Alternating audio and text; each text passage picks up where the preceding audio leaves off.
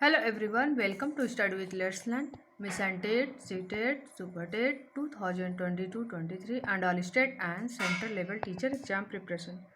तो friends today हम CTET session के अंतर्गत कुछ टॉपिक को रखेंगे जिसमें आपको सीटेट एग्ज़ाम के लिए वेरी हेल्पफुल करने वाला है। इसमें हम कीवर्ड को रखेंगे। तो लेट्स स्टार्ट। तो टुडे हम मापन को रखने वाले हैं। तो मापन के अंतर्गत आप देख सकते हो कि बालक के व्यवहार के अध्ययन करके अंक प्रदान करते हैं। मापन के अंतर्गत बालक के व्यवहार के अध्ययन करके हम अंक प्रदान करते हैं, जो मापन के अंतर्गत आता है।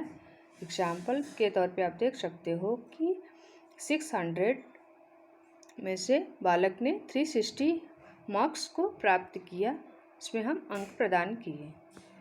तो नेक्स्ट टॉपिक पर एग्जाम्पल के तौर पे आप देख सकते हो कि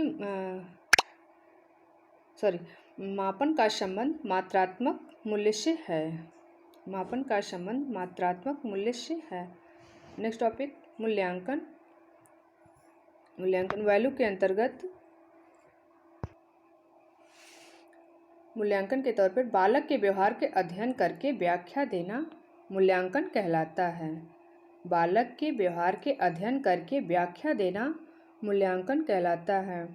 एग्जाम्पल प्रथम श्रेणी। तो नेक्स्ट देख सकते हो आप कि टाइप्स ऑफ वैल्यू। तो मूल्यांकन के हम प्रकार को देखेंगे। ये जो एग्ज़ाम में एक क्वेश्चन बनने वाला ही निश्चित रहता है फ्रेंड कि एक क्वेश्चन इस टॉपिक से ज़रूर बनेगा सीटेट एग्ज़ाम के अंतर्गत। तो आप देख सकते हो सतत मूल्यांकन और व्यापक मूल्यांकन। तो सतत मूल्यांकन के अंतर्गत ये बच्चों को पढ़ाया हुआ ज्ञान जो हम बीच बीच में उसका एग्ज़ाम टेस्ट के द्वारा या फिर ओरल या फिर रिटन लेते रहते हैं, जिसके अंतर्गत हम देखते हैं कि जो शिक्षक के द्वारा पढ़ाया हुआ ज्ञान में बच्चे ने कहाँ तक सीखा, क्या कमी रह गई, उसको इम्प्रूव करने के लिए हम सतत मूल्यांकन करते रहते हैं। तो एग्जाम्पल देख सकते हो आप कि चाय बनने के दौरान थोड़ी कमी के कारण चीनी डालना। तो चाय अगर हमारी बन जाती है तो अगर कोई कमी रह जाती है, अगर चीनी की कमी रह गई तो बनने के बाद हमें चीनी डालना, तो सतत मूल्यांकन के अंतर्गत आएगा। नेक्स्ट व्यापक मूल्यांकन। तो व्यापक मूल्यांकन के अंतर्गत हम पूरी जो सिलेबस है कंप्लीट करने के बाद के उपरांत हम बच्चों का एग्ज़ाम लेते हैं, जिसमें कोई हमें कमी नहीं रह जाती है। सभी कमी को हम लगभग इम्प्रूव कर लेते हैं। तो एग्जाम्पल के तौर आप देख सकते हो कि चाय बनने के बाद वाह क्या टेस्ट है। तो इस तरह से निकल के फाइनली आता है कि कोई बच्चों के अंदर कमी नहीं रह जाती। व्यापक मूल्यांकन के अंतर्गत आता है जो वार्षिक एग्ज़ाम होते हैं।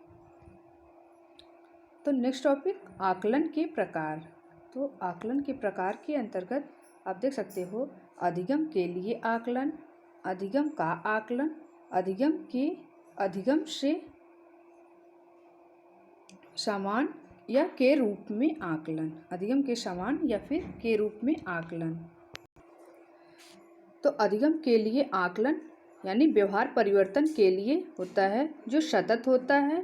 ये फ्रेंड पूर्व ज्ञान पर आधारित ज्ञान प्रदान करना, बच्चे के पूर्व जो ज्ञान है उसको हम समझ लेते हैं, जान लेते हैं, फिर उसके बाद बच्चे को हम ज्ञान प्रदान करते हैं, एजुकेशन देते हैं।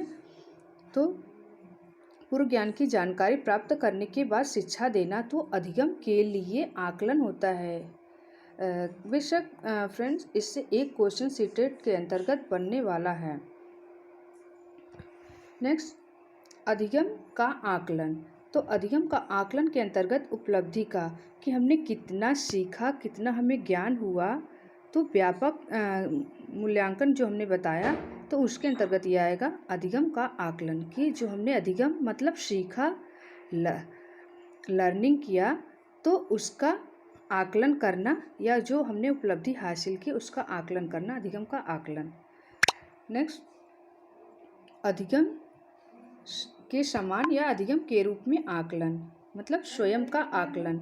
तो हमने क्या सीखा, स्वयं से हम आकलन करते हैं कि हमें कितना ज्ञान हुआ, तो हम स्वयं से अपने आकलन करते हैं, सीखा हुआ ज्ञान का हम स्वयं से आकलन करते हैं। तो अधिगम के रूप में आकलन, तो एक क्वेश्चन निश्चित ही बनने वाला है आकलन के प्रकार में।